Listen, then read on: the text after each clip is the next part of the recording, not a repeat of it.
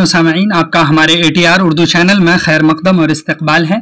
आज हम आपके सामने मौलाना अबुल कलाम आज़ाद के बारे में जानेंगे। मौलाना अबुल कलाम आज़ाद ने भी खतूत लिखे हैं, बहुत अहम खतूत हैं। तो उनकी तहरीर को, उनके खतूत को जानने और समझने से पहले उनको जानना नहायत ज़रूरी है। तो चलिए हम शुरू करते हैं। यहाँ पर लिखा है मौलाना अबुल कलाम आज़ाद। मौलाना अबुल कलाम आज़ाद का असल नाम मुहियुद्दीन अहमद था। असल नाम ये याद रखिए, मुहियुद्दीन अहमद था। 1888 ईस्वी में वो मक्का मुकर्रमा में पैदा हुए। ये पूछा जाता है मौलाना अबुल कलाम का आज़ाद का असल नाम क्या था? मुहियुद्दीन अहमद। उसके बाद ये भी पूछा जाता है मौलाना अबुल कलाम आज़ाद कहाँ पैदा हुए? तो मक्का मुकर्रमा में पैदा हुए। कब पैदा हुए? 1888 ईस्वी में, जहाँ उनके वालिद मौलाना खैरुद्दीन मुदर्रिस थे। वालिद का नाम क्या था? खैरुद्दीन। उनका तारीख़ी नाम फ़िरोज़ बख्त रखा गया। यानी अब ये देखिए कि मौलाना अबुल कलाम आज़ाद का असल तारीख़ी नाम क्या रखा गया? फ़िरोज़ बख्त रखा गया था।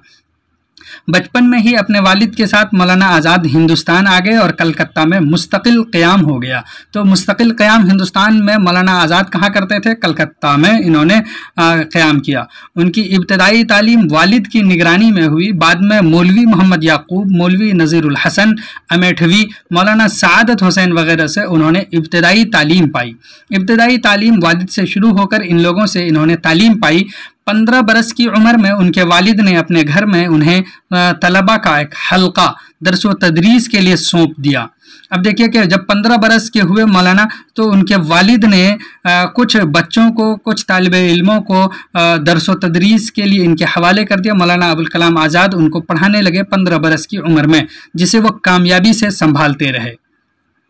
इसी दौरान उन्होंने शेर व शायरी और अदबी सहाफ़त की तरफ कदम बढ़ाए।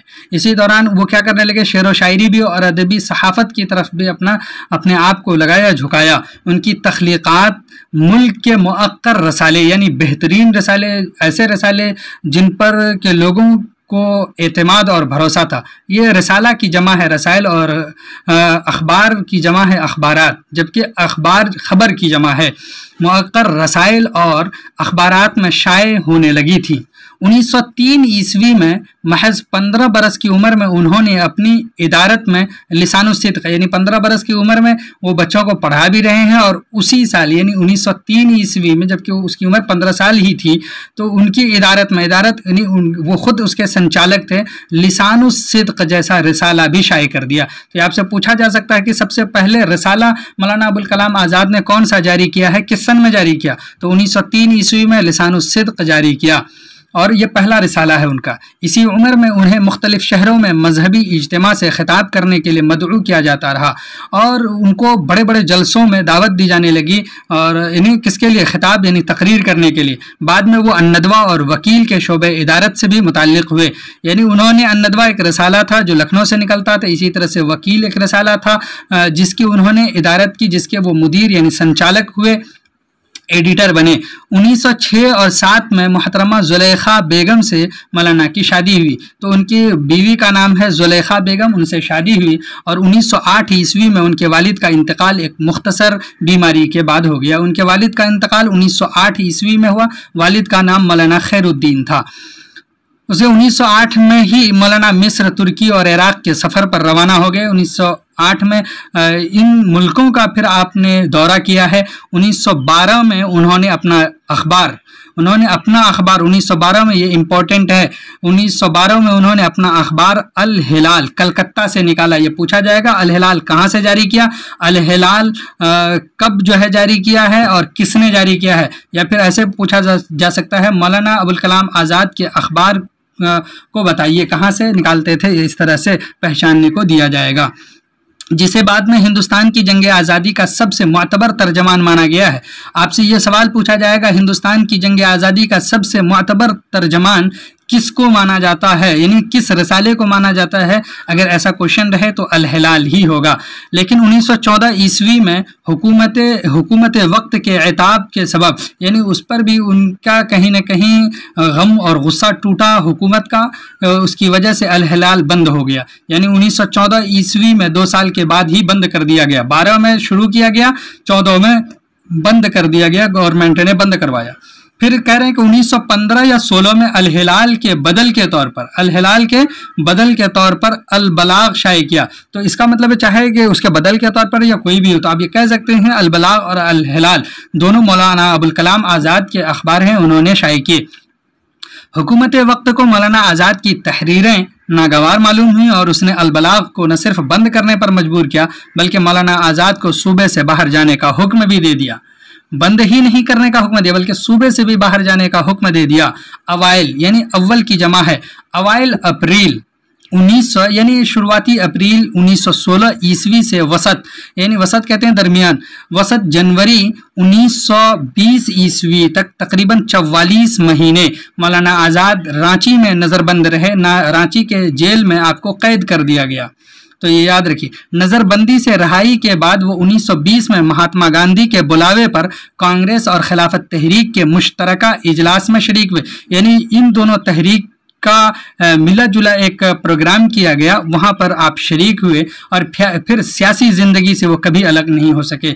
यहाँ पर जैसे आप उनके साथ हुए और फिर सियासी ज़िंदगी उसकी ज़िंदगी में की शुरुआत ही है ये, यहाँ से फिर कभी आप अलग नहीं हुए, सियासत से मरते दम तक लगे रहे। महज 35 बरस की उम्र में, सिर्फ 35 साल उम्र थी मौलाना की कि मौलाना आज़ाद 1923 ईस्वी में कांग्रेस के सदर मुंतखब हुए। अब आपसे सवाल पूछा जाएगा कि मौलाना कब कांग्रेस के सदर बने थे? 1923 ईस्वी में।